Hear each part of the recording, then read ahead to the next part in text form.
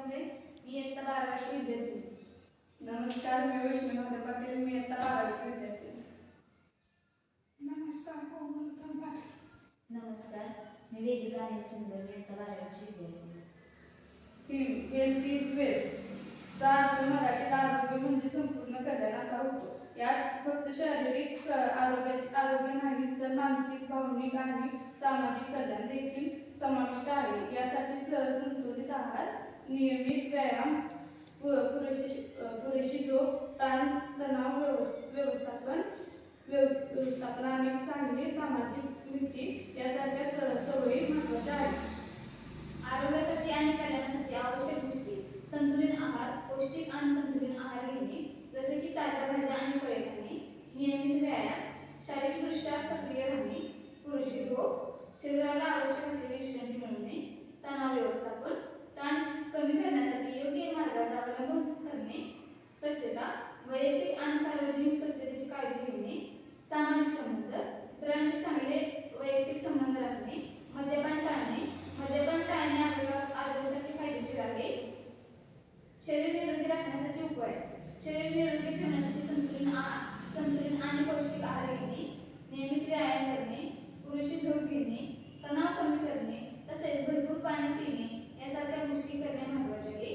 यासोबतच वैयक्तिक स्वच्छता राखणे आणि धूम्रपान, मद्यपानासारख्या सवयी टाळणे देखील आवश्यक आहे.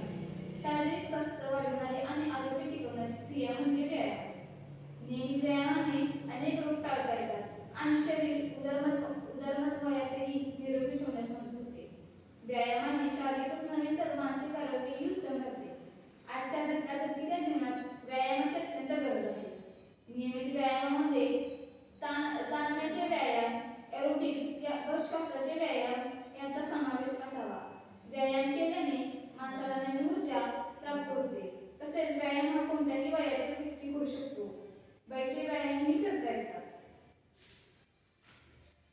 एरोबिक्स रक्ताभिसरणाचे व्यायाम, उदाहरणार्थ चालणे, जॉगिंग, नृत्य, पोहणे, सायकल चालवणे इत्यादी. श्वासाचे व्यायाम, उदाहरणार्थ प्राणायाम. 4. शक्तीचे व्यायाम, उदाहरणार्थ वजन उचलणे.